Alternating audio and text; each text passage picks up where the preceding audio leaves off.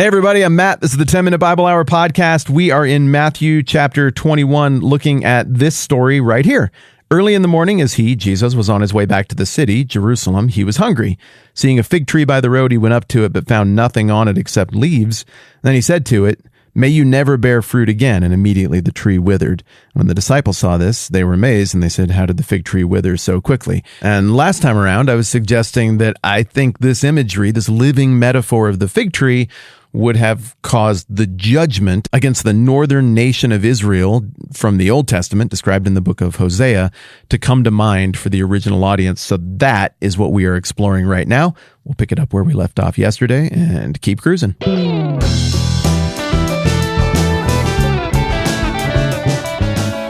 Big picture, here's the way the book of Hosea works out. The thing starts with the description of this marriage between Gomer and Hosea. It doesn't seem like this is exactly Hosea's first choice, but it doesn't seem like he gets much of a choice on this one. It looks like it's one of those moments in the Bible where God co-opts human free will and is like, look, this is happening. We're going to make a point, and this is exactly how we're going to make the point. Now, at the time that Hosea is writing, once again, people would be like, our betters have to make some disturbing decisions from time to time. They have to do things that would be morally wrong if we did them as individuals. And it's very expensive to fund the bloodshed they need to engage in and the haranguing and scheming that has to go on, making dubious treaties with foreign powers. And now the court life that they indulge in is very expensive, but they're under a tremendous amount of pressure. And those taxes that we have to pay to fund all of these things, I mean, that's the price you have to pay for living in a civilized society. And so there was something of a separation between the normal person who's thriving and basking in wealth and relative comfort, stunning comfort for the 8th century BC. There's a disconnect between them and some of the ick that has to be done in order to make all of that go. Nobody wants to mess with anything in the mid-8th century. You're just going to have to tolerate the violence, the bloodshed, the lavishness, and the dishonesty that's going on with your leaders, because if you mess with it, well, the whole precious system might break, and we couldn't have that now, could we? But the abuses are getting ludicrous, and one of those abuses is specifically named in Hosea chapter 1, for why this whole affair is going to happen, why this whole metaphor of this marriage is going to happen so that people can see exactly how messed up this is, and that, we're going to call in accounts on that. And by we, I mean God is going to call in accounts on that. It seems like that kind of stuff is just normal and escalating, but it's not normal. And it will bring about ruin, and God will ultimately be behind that ruin and that judgment that is coming. Hosea 1:1, the word of the Lord that came to Hosea, the son of Beeri, I think that's how we're going to say it, during the reigns of Uzziah, Jotham, Ahaz, and Hezekiah, kings of Judah. So Judah, that's the southern kingdom. Most of those kings didn't have the best showing. Some did better. And during the reign of Jeroboam, son of Jehoash, king of Israel. When the Lord began to speak through Hosea, the Lord said to him, "Go take to yourself an adulterous wife and children of unfaithfulness, because the land is guilty of the vilest adultery in departing from the Lord." So he married Gomer, daughter of Diblaim, and she conceived and bore him a son. I'm not positive from the text whether this is God saying, "I want you to marry that particular lady of the night," or if Hosea was allowed to pick from any of the single ladies of the night. But one way or another, he does what God says to do, knowing that he didn't really have any option here. And sure enough, they have a kid. Then the Lord said to Hosea, verse 4, "Call him Jezreel," that's the kid they have together, "because I will soon punish the house of Jehu for the massacre at Jezreel, and I will put an end to the kingdom of Israel. In that day, I will break Israel's bow in the valley of Jezreel." Whoa. Okay. Imagine if everybody thought there was an actual God, and everybody believed that that God was profoundly invested in, say, your country, for me, the United States of America. And imagine if at this time that God did stunning, miraculous things in front of everybody from time to time so that everybody knew, like, oh, that's an actual power with actual authority. And imagine if that God had certain spokespeople backed up by miraculous things who from time to time would speak into the situation and call stuff out. And now imagine if, believing all of that, such a spokesperson said, hey, God wants you to know that he is not forgotten about, insert whichever atrocity of the week you want to insert here. And here comes judgment. Your country is over. It's done. That will be the judgment. The judgment is, this is why we can't have nice things, and you're not going to have a country anymore. And everyone will know that this judgment is from me and that I am God. It sounds like the rantings of a crazy person in our current environment, because we're not in some kind of pseudo-theocracy where God interacts with nations in this way. But it would not have sounded like the rantings of a crazy person in this context. True, the prophets were very marginalized at this point, but this would have held water, and Hosea would have known, that's the end of my country. And if that's the end of my country, that's the end of like most of the tribes of Israel. And how does that mean that God will keep his promises about how he's going to redeem and what's going to happen next and his whole redemptive plan and the kingdom and the Messiah and everything? Whew. Okay, well, I'm a part of the living metaphor that communicates this, so he names his kid Jezreel, and he names his kid Jezreel in response to what happened in this massacre that needed to be addressed. And that takes us back to 2 Kings chapter 10. And this incident over here in 2 Kings 10 is grisly and complicated.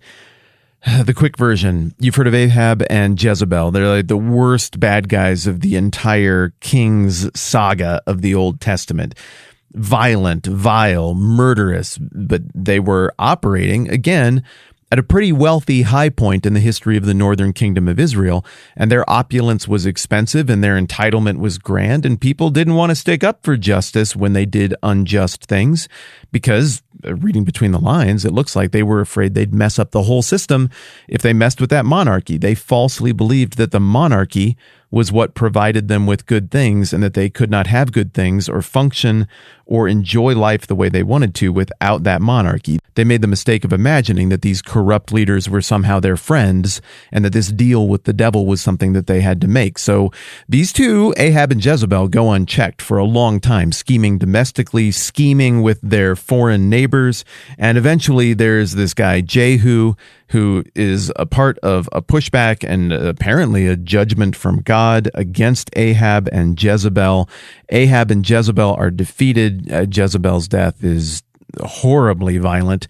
She's up in a tower when Jehu's wrapped up all of the other conquest, and the gig is up for her, and describes her as slapping on all of her makeup. And she comes out to the window and yells down at Jehu and his guys like, "Oh, are you here to serve your master, or are you here to murder me?" And he's like, "Yeah, throw her down." And so Jehu's men chuck her out of the window, and before they can even bury her, she gets eaten all the way down to the bones, leaving only hands and skull by dogs. The author here goes way out of their way to describe how vile and shameful that death is, and modern sensibilities might cause us to say, that's so mean. Like, come on, she died. Isn't that enough? But if we set that aside and just think about it through interpretive lenses, it gives you a sense of how reviled this person was and how much the author lays at the feet of her and her husband the blame for so much of what's gone wrong. But these are complicated, difficult times, and things are upside down morally. And so what we get next is this, 2 Kings chapter 10. This is right after Jezebel is dead and eaten. Now there were in Samaria 70 sons of the house of Ahab. So Jehu wrote letters and sent them to Samaria, to the officials of Jezreel, to the elders, and to the guardians of Ahab's children, and said, "As soon as this letter reaches you, since your master's sons are with you, and you have chariots and horses and a fortified city and weapons, choose the best and most worthy of your master's sons, and set him on his father's throne. Then fight for your master's house." But they were terrified and said, "If two kings could not resist him, how can we?" So the palace administrator, the city governor, the elders, and the guardians sent this message to Jehu: "We're your servants and we'll do anything you say. We won't appoint anyone as king. You do whatever you think is best." Then Jehu wrote them a second letter, saying, "If you are on my side and will obey me, take the heads of your master's sons and come to me in Jezreel by this time tomorrow." Now the royal princes, 70 of them, were with the leading men of the city who were rearing them. When the letter arrived, these men took the princes and slaughtered all 70 of them. They put their heads in baskets and sent them to Jehu in Jezreel. When the messenger arrived, he told Jehu, "They've brought the heads of the princes." Then Jehu ordered, "Put them in 2 piles at the entrance of the city gate until morning." The next morning Jehu went out. He stood before all the people and said, "You are innocent. It was I who conspired against my master and killed him. But who killed all these? Know then that not a word the Lord has spoken against the house of Ahab will fail. The Lord has done what he promised through his servant Elijah." So Jehu killed everyone in Jezreel who remained of the house of Ahab, as well as all his chief men, his close friends, and his priests, leaving him no survivor. Jehu then set out and went towards Samaria. At Beth-Eked of the shepherds, he met some relatives of Ahaziah, king of Judah, and asked, "Who are you?" They said, "We're relatives of Ahaziah, and we've come down to greet the families of the king and the queen mother." "Take them alive," he ordered. So they took them alive and slaughtered them by the well of Beth-Eked, 42 men. He left no survivor. Now, look, you might hear this story and be thinking about a whole bunch of other stuff in the Old Testament and be like, what's the problem? That's a lot of the same language that other people used when they did violence. Well, the problem is God didn't tell him to do any of that stuff. And the problem is that he executed a whole bunch of little children, not because of God's judgment, but because he wanted to be king. He made a shrewd political move and was like, all right, pick somebody and send him over and we'll call him king. You think he would have really done that? No, he's going to kill that kid that they sent over as king. And so wisely, the masters are like, we're not doing that. We see what this political play is. And he's like, all right, then kill 70 children. And they're like, okie dokie, here we go. Just don't kill us. Jehu was bloodthirsty. He went way beyond what he was supposed to do as an instrument of judgment and did so for personal gain in a precedent-setting manner. You do that kind of stuff in order to gain power. That sword of Damocles is going to hang heavy over your head. You can't rule justly anymore. And this sets a trajectory for everything that leads us right up to the time of Hosea and the eventual collapse of the entire northern kingdom at the hands of Assyria.